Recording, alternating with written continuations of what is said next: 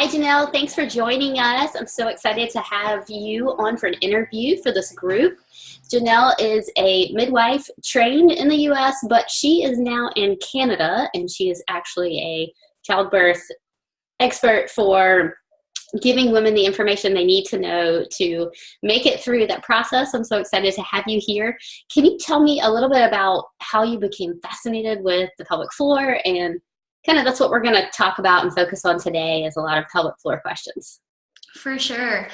So I started getting interested more in the pelvic floor after I became a mom for the first time. So with my first delivery, even though I felt confident and prepared and educated about ways to maybe reduce damage in the pelvic floor, I ended up with a really severe tear that then had to be re-repaired by an OB and led to months of discomfort and painful sex and scar tissue and all sorts of issues that actually I didn't really start addressing and trying to resolve until after my second delivery, when I started to see a physiotherapist in pregnancy.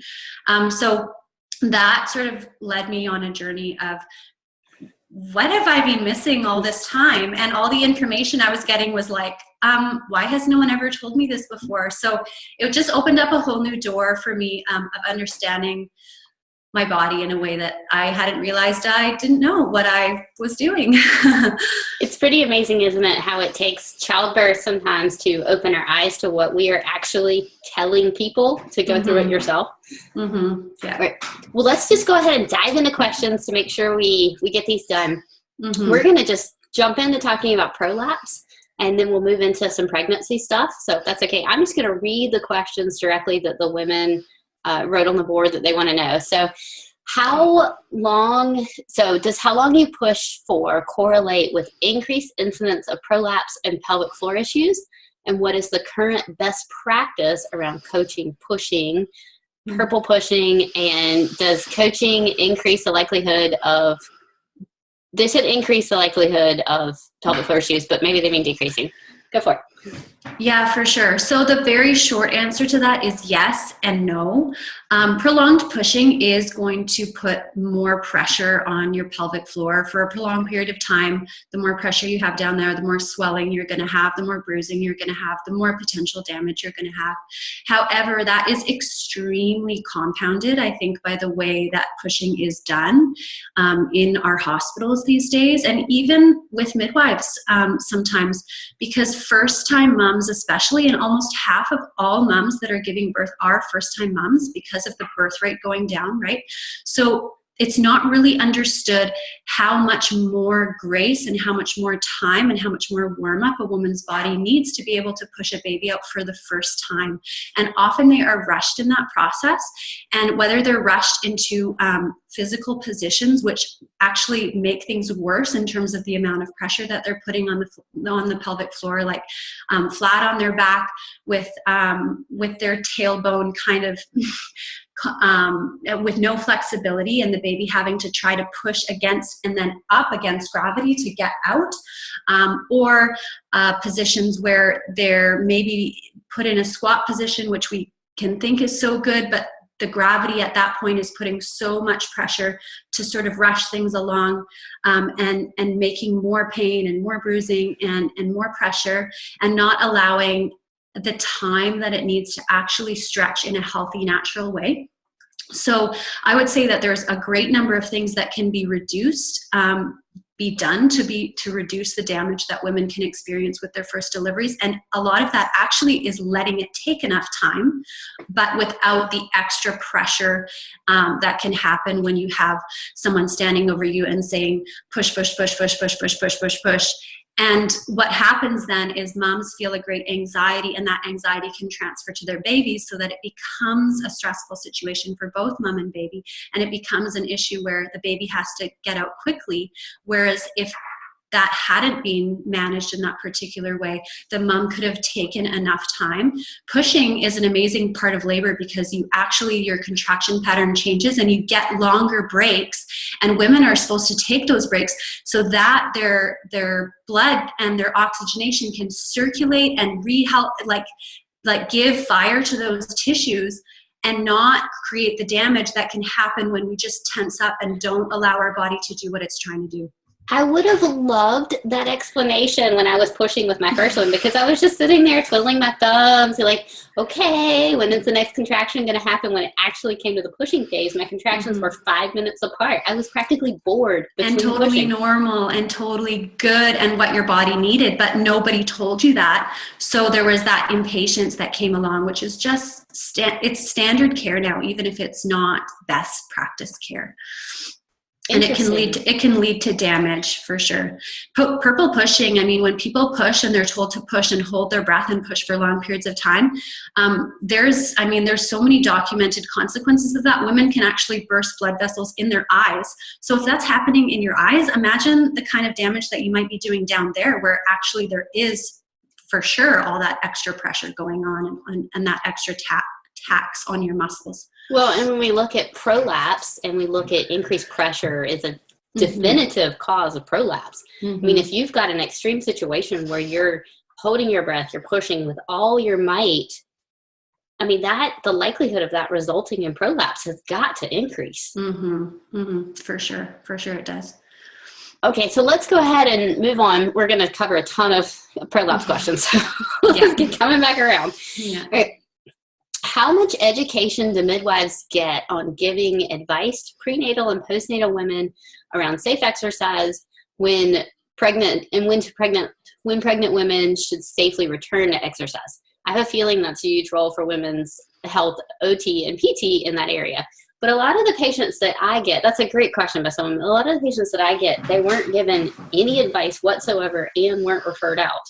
And that is, I would say, a huge weakness for midwives, for OBs. Now, midwives have a slight advantage because we tend to have longer interview times with our clients. We tend to have prenatal visits that are more like an hour long versus 15 minutes, tend to have postpartum visits that are, can be an hour long if that's what the mom needs. The problem that I see is, one, is that a lot of midwives they're still very medically minded. They're looking at the issues that are right at hand. And women are only seeing midwives up to 6 weeks postpartum. So up until then, there's probably so much information that's filling those time slots. Currently, that women have questions about breastfeeding. They have questions about, just their pain management and all this stuff. And so you all of a sudden get to your 6 week checkup, and there's so much material that you haven't had a chance to cover.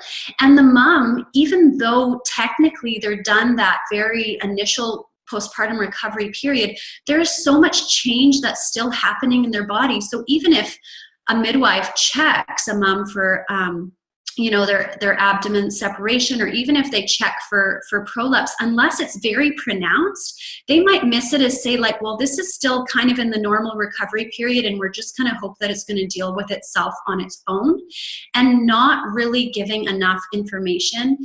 Even if midwives could have, maybe in the future, if there could be like better packages, information packages that they could maybe get from physiotherapists or other better information that could at least be given to the mom if there's not that time to cover it. But I think that's a really hard thing, is that 6 weeks, and then it's like, well, see you later. And you've covered a lot of stuff, but you haven't covered everything. And then the mom, like, at 2 months, 3 months, is saying, oh, this is still an issue. I thought it would have been resolved by now, so I never even brought it up with my midwife because I just assumed, things are getting better, they keep getting better, and it's just going to happen on its own. Well, and a lot of the patients that I see, they maybe didn't have prolapse at 6 weeks, or maybe they had like a half or maybe 1 degree, like something really minor where the midwife was probably like, yeah, that'll, it's just a normal part of healing. And then 6 months, 8 months, 10 months later, they decide to take on this new exercise program, and they're not given any information about how they should do it in steps. So that's what I see a lot, is I decided to take on this, when they miss 5 steps in the middle, and now all of a sudden they've got a full-blown grade 2 or 3 prolapse, and they're freaking out.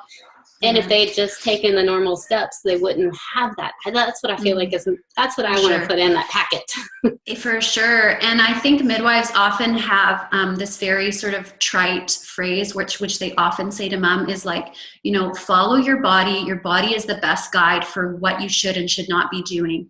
But the problem is that in our culture, exercise is seen as like, well, unless you're pushing it, unless it's hurting you in some sense, then it's not really doing what it's supposed to be doing. So even though women are told, and even though in their brain they're like, oh yeah, I'm going to follow what my body wants to do, they don't actually know how to listen to their body, and they don't actually know what the signs would be of like, oh, things are not really going well here in my recovery, and I introduced this new exercise and my body's really hurting. They can sometimes think, oh, that's a good thing, it should be hurting, you know, and not really catch the problems as they unfold. And you know, from being in healthcare, if you can catch a problem right off the bat, the chances of fixing it completely just get so much easier. Okay, so let's go ahead and move on. Okay, and you went ahead and talked about this a little bit, so I don't know if we really even need to talk about it again, but how important is it to wait to start pushing for your pelvic floor? How do you know how long to wait? So what is a healthy second stage versus high stress? And you already kind of talked about this, but maybe if you want to touch on it. Yeah, just a couple more things I would want to say about that. It's a big thing. The numbers are a big thing in the world of pushing, and how many centimeters dilated you are. And as soon as the mom gets to 10 centimeters dilated and it's like, well, the cervix isn't there anymore, the baby's head can come down, now it's time to switch gears and start pushing. And honestly, I think that this is a huge wrong thing for women. What I have seen in observing so many normal labors across different continents, across different cultures, women's bodies respond the same way. And when they are ready to start pushing, their body starts pushing and their body starts doing the work. And it's not anything necessarily that the mom needs to be taught how to do, needs to know how to do. Physiologically, their body transitions into that stage, and that may not correlate exactly to the 10 centimeter dilated thing, which again, if your body's not ready, maybe because the baby's still in not quite the best decision to start moving down into the pelvis, maybe just because your tissues have been taxed from a long labor and you need a little bit more of a break time before putting that pressure, following along with what the mom's body is actually communicating can be a very overlooked thing in the healthcare around pushing. And moms, I think, should start to try to advocate for themselves that if they don't feel ready for that stage, or if they feel like their body is not on board and they're trying to, with their mind, try to figure out how to push properly, that probably means they're not ready to push properly because their body's telling them, hey, we need this little rest time, and you need to take it. That's what we're telling you. So I gotta be honest though, my first delivery, my midwife was like, all right, we can go ahead and start pushing now, or we can wait. And I'm like, we got to get this over with. Yeah, for sure. And that's so hard because the whole time you've been waiting to get to this point where you can actually do something. Well, and you're in so much pain. And you're in so much pain. Absolutely. So hard. But yeah, I think moms do need the support to be encouraged, that it is good for their bodies and their tissues to not just, like, I'm a super tough mom and I want to push this baby out right now, but actually listen to what their body's saying and try to follow along with that. Well, this just really resonates with me so much because I wish I'd had you as my midwife. Well, neither time I felt ready to push, but evidently my body was ready according to the midwives, and it took, multiple 2 hours to push out the first one, and it took an hour to push out the second one when they're like, oh, it's going to be 1 to 2 pushes. And granted, his head was in the 90th percentile. But I ended up with prolapse from the second one because of hold your breath, strain with all your might, because I'm pushing a giant-headed baby, maybe before my body was ready. So it's just interesting to me hearing you say this, and hindsight is always 20/20. But I wish I would have known then what I know now about that. Yeah, for sure. I think it's a misconception that once you're 10 centimeters dilated, things are going to happen and the baby's going to be, squeezed in that tight space. Well, the baby might not be ready to move down into that tight squeeze yet. And until they are ready, I don't think it should be rushed, because I think that's just going to precipitate things and put too much strain on the mom and on the baby and on the the muscles and on all the organs that are around. Like sometimes, you know, one thing we can find with women especially is that if their bladder is not fully empty, and maybe because they've forgotten to pee in the last little part of labor, their baby's trying to come down against that bladder to try to get into the pelvis, and they're fighting for space. And if the mom was just allowed to be in a different position that would take some pressure off the bladder, she might actually be able to relieve it without even needing a catheter. And then when you get back into maybe a gravity positive position, the baby's just going to come down no problem, and it's not going to create all the damage that would happen otherwise, just trying to force them both sort of that same space. I'm sitting here laughing because I'm imagining walking to the bathroom at 1 centimeter. Yeah, you know what? It's crazy to imagine, but it's a great way to have a baby. I mean, it's that movement with having your pelvic moving as hard as it is. It's probably going to bring that down easier than pushing is. Because you've just got so many, yeah. This is so interesting. After talking to you, you're going to have a line out of your door of pregnant women wanting you to catch their babies for them. Okay, so this question, I want to ask it, but then I want to comment on it before I turn the floor over to you. Can prolapse be reversible? If so, likelihood of prolapse again with subsequent pregnancies, likelihood of developing a hernia with pregnancy if you previously had your umbilicus removed, reversed due to other issues. So I am definitely in the boat that prolapse can be reversed, mostly because I've seen patients after patient and I've reversed my own prolapse. But what do you think is a subsequent pregnancy? Do you have any data on that you have found or personal experience? Sorry, were you going to comment on it? Oh, you already commented on it. Sorry.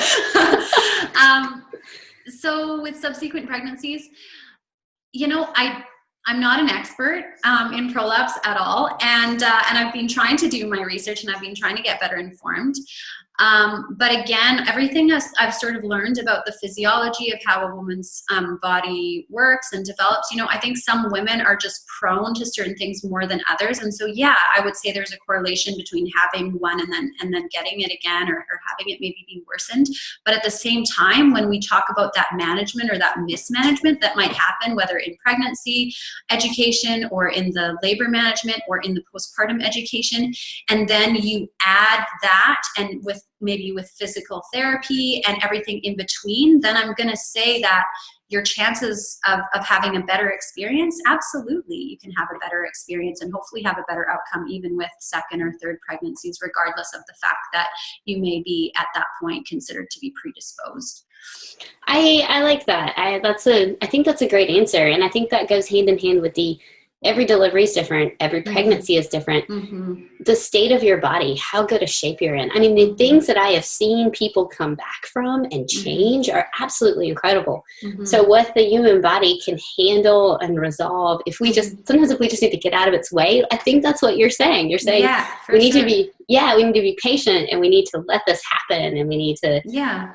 And to get that help, you know, because oftentimes we don't know the issues, you know, until I saw a PT about my pelvic floor. I didn't know that I had issues with holding tension in my pelvic floor. I didn't know that about myself, which probably had been going on for a really long time.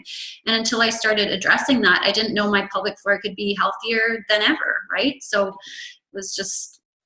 It's just amazing. I love that you bring that up, because my favorite analogy for women is because we need to be more in touch with our body. And there's something about Western society where we're like, pelvic floor, so embarrassing. Don't talk about it. Don't touch it. Don't get involved with it.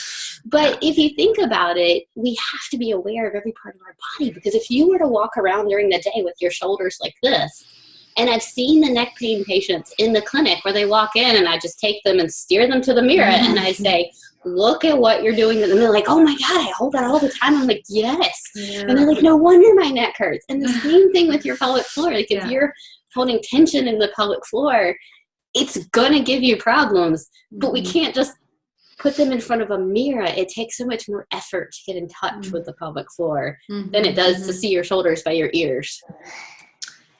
Absolutely. And as a midwife, this is something that I talk to clients all the time in my prenatal classes and stuff like that as well, now that I'm just doing the education side of things. But like, you can touch down there, you can feel the feedback. And in fact, the best delivery that I had with my third was when I had doing all that prep and pregnancy and realizing that I needed to be more aware of what was going on down there. It just clicked for me. I was like, oh, I need to have my hands down there during delivery because I want that extra feedback to my brain to help me realize what I'm doing and what I'm not doing.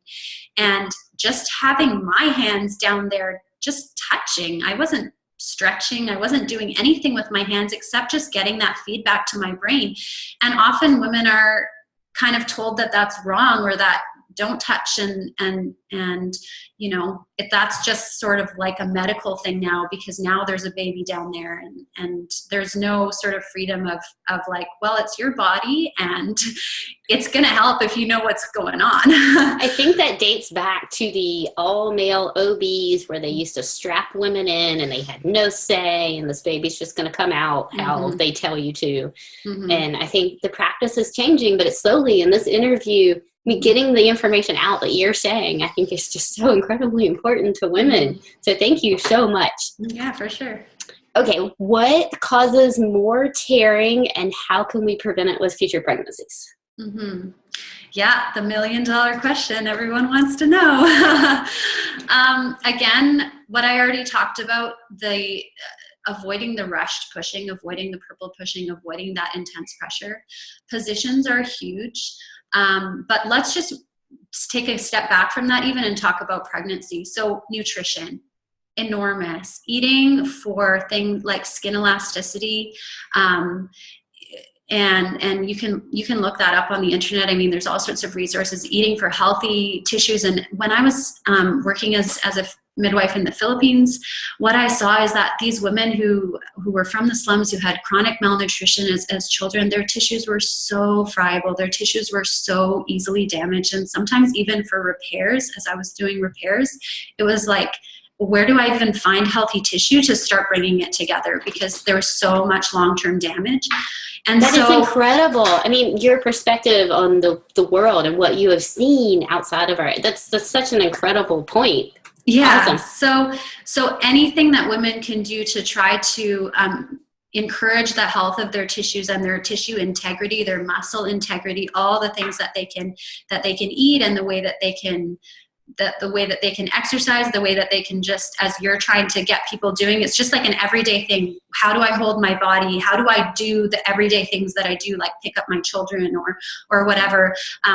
Am I squatting down during the day to do things on the floor rather than getting down another way? You know, so just trying to make that a part of your everyday life with your nutrition and with your posture and all those things is going to make a huge difference.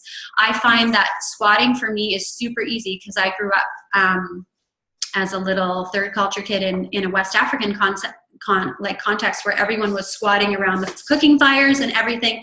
That's no big deal to me. Like, I have women come into my prenatal classes and I try to incorporate squatting into my prenatal classes, and none of them can do it at all because it's never been something that they've ever taught their body to do, to ever try to go into those forms. And that's something easy that you can start trying to incorporate, right? And so there's all these little building steps, and they can all help to promote the integrity of the floor and to prevent tearing. But then when you actually get there into labor, trying to promote the fact that you are having good blood circulation, so you're not getting into positions where you're cutting off circulation to that area, the sort of the classic feet up in the stirrups. I mean, imagine if this is your perineum, if this is your vaginal opening and going down to your anus, and imagine stretching that out as far as you can go and then trying to put pressure on that with a baby's head. I mean, what's going to happen? There's no give there at all. But in a position where you're allowing more give to the tissues, you're allowing the blood to get there more easily, but you're also allowing that relaxation and that stretch to happen in a more natural way, yeah, you're going to have a lot less tearing because you're going to be helping your body just with the dynamics of it for there to be more room.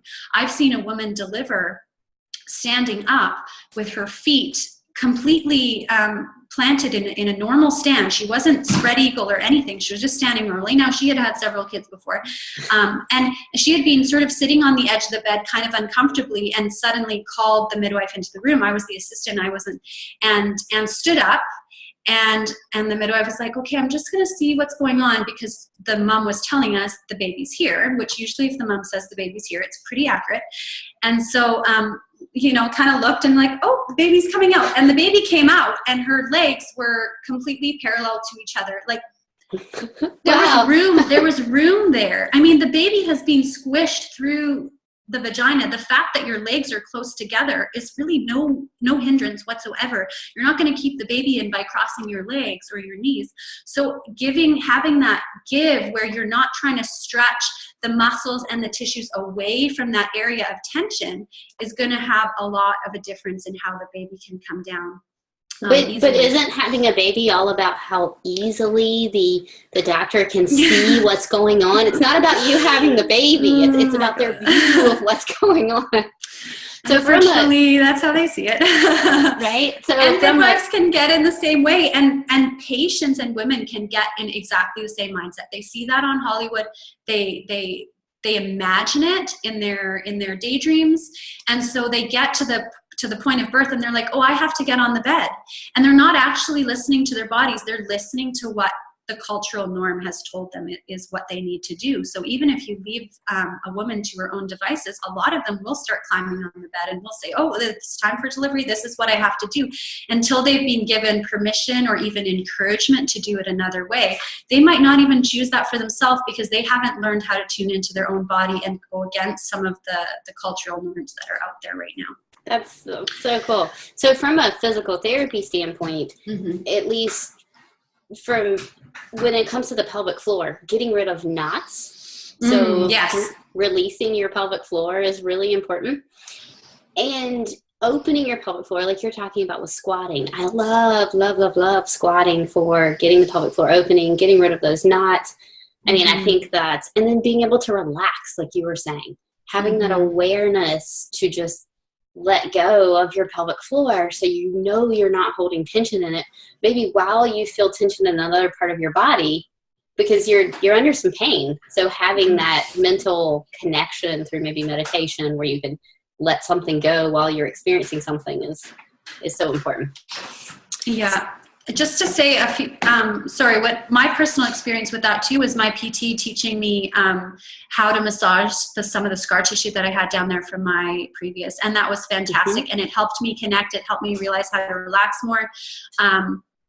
And the other thing too was that when I had learned how to just sort of relax and let go down there, and then I had my next labor, my pain was cut so much because you don't understand how much pain you're just creating from the tensions that are happening in your body with trying to psychologically, subconsciously hold your baby in with that tension while your baby's trying to get out at the same time. And you don't realize it's happening necessarily, but it's going to create a lot more pain than you necessarily have to be experiencing in the birth process.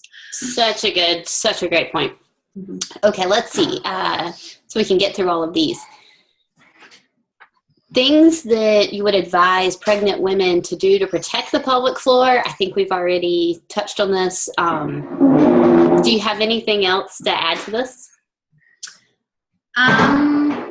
Probably, but I can't think of it at the moment. Maybe think of something later. Let us know. Okay. Let's see. Okay. Since I'm interviewing a midwife, I'm guessing her bias is toward vaginal births, but under what circumstances is a planned C-section the right choice in regard to prolapse management? Is it ever? What factors should be considered? Well, so I was reflecting on this question because you sent it to me earlier. And yeah, it's a very interesting point. And I'm going to say, again, sort of this yes and no answer. So I think for every woman, there is going to be specific things, issues with them that may lead them to a management that's best for them that may not be the standard management for everyone else.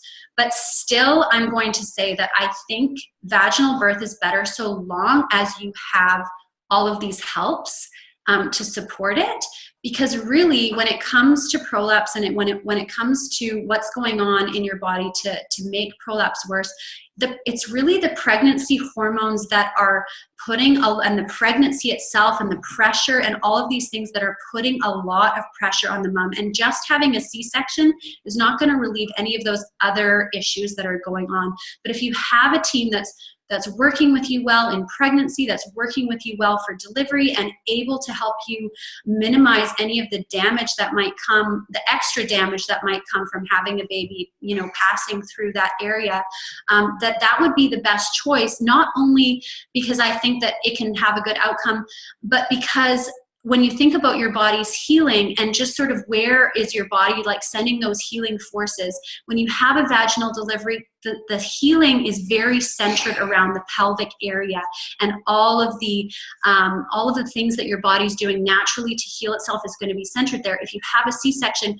your body is very stretched and divided. You're going to have more blood loss, you're going to have more tax, and then you're going to have that abdominal healing that's taking a lot of your body's resources, so that potentially it could not be giving as much attention to some of the other issues that your body would need to address after that delivery, because the prolapse issues would probably still be there with a C-section, because they're not inherent just to a vaginal birth, even though that is a factor. Well, and just to second that, I mean, the latest patient I just saw was 10 months postpartum, C-section, didn't even make it full term, C-section and prolapse just from lifting a stroller. So, just to reiterate that it's not always the delivery's fault.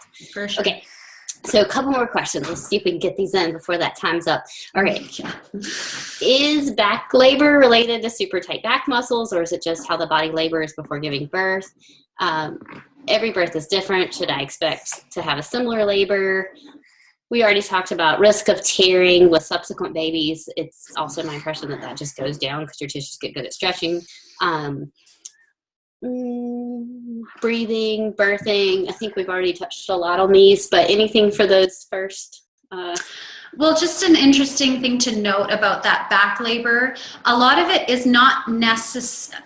It is connected to your body and your muscle groups, and there's a lot that you can do in pregnancy. I would really encourage pregnant moms to actually, if they have any pain issues, a lot of women in pregnancy struggle with hip pain, back pain, other random pains, ligament pains, and they're just thinking, well, I'm pregnant and this is just normal, and so I'll just when it's done, it'll just heal itself. Please, please, please go and see a physical therapist and try to get sorted out where that tension is coming from.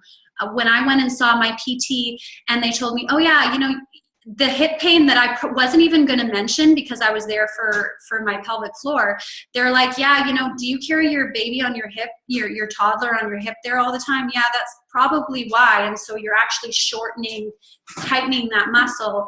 And so just dealing with the root cause right there in the beginning before it became anything worse was fantastic, because not only did that prevent me from maybe injury or pain down the road, but it also helped me in allowing the pregnancy that I was carrying, the baby that I was carrying, to be in the optimum position for delivery, because the more tensions that you're going to have in your muscles are going to affect the shape of your uterus and going to actually affect the position that your baby is going to find the most comfortable. They're going to try to conform to what your body is doing. And if they end up in a position that's not optimum for delivery, then they're going to have a heck of a time trying to get out of that. When you're in labor, it's going to mean a longer labor, more painful, and just, overall, just not as easy an experience as it could be if you had tried to deal with some of those issues in pregnancy. Nice. Love it. Love it. Okay. So do hormone fluctuations impact leaking and healing of the pelvic floor in general? Yeah, for sure. Yeah. Absolutely. I mean, and women will testify to that as to their cycles and their periods and when they find that their prolapse is worse or not. I mean, just think about just knowing the physiology of the fact that our uteruses grow in size by like at least a third, when we're menstruating and when those hormones are higher. Whenever we go through a cycle a menstrual cycle. Basically, our body's going through this like mini pretend that you're pregnant phase. So those hormones, again, when you get into pregnancy and they're even higher, these are some of the reasons. The hormones are very much sort of to blame, or to, I shouldn't say to blame, but they're very much connected to some of the issues that we see when it comes to prolapse. Absolutely. We're looking at ligament laxity, we're looking at opening, and we're looking at hormones that are promoting us to get a baby out. And kind of how I look at it after the fact is your period is like a little mini baby. Yeah. So you're having some of those same relaxation hormones because your body is getting something out of it. So you've got flare-ups of prolapse and leaking prior to your period and when you're on your period, just because it's that same hormone fluctuation. And I think one of the things women forget is that you're still, even if you don't have your period back postpartum, you're still having some of those hormone fluctuations that would be on your cycle. They're just not enough to warrant a period, but you're still fluctuating. Yeah, for sure. So that's a big thing to keep in mind. Okay, so last question. Last one, and then I know you got to run for babies. All right, so wrapping your belly while pregnant. Yeah. Okay. So this is a thing that, again, I think that can be a tool, case by case basis of what's best. I have I've never needed wraps. Like I've never had any separation. I just have a long torso, and it seems like my body, for whatever reason, can handle that side of things well, or I don't know what I've done, but whatever, like not so much of an issue for me. But for women that are prone to that, and that do have what midwives might call more of like a pendulous belly, where their abdomen is growing and then wants to put a lot of pressure out and over, sort of, if you have your pubic bone here and then your belly coming out here, and the belly gravity wants to tend to want to pull it out further away, you're going to be putting even more pressure on your ligaments and muscles than you need to. And having a support in a time when, like you said, those hormones are totally against you in terms of your muscle integrity and your ligaments and all that, having a kind of support that's just going to try to minimize some of those damages. And women just love it. They feel more secure.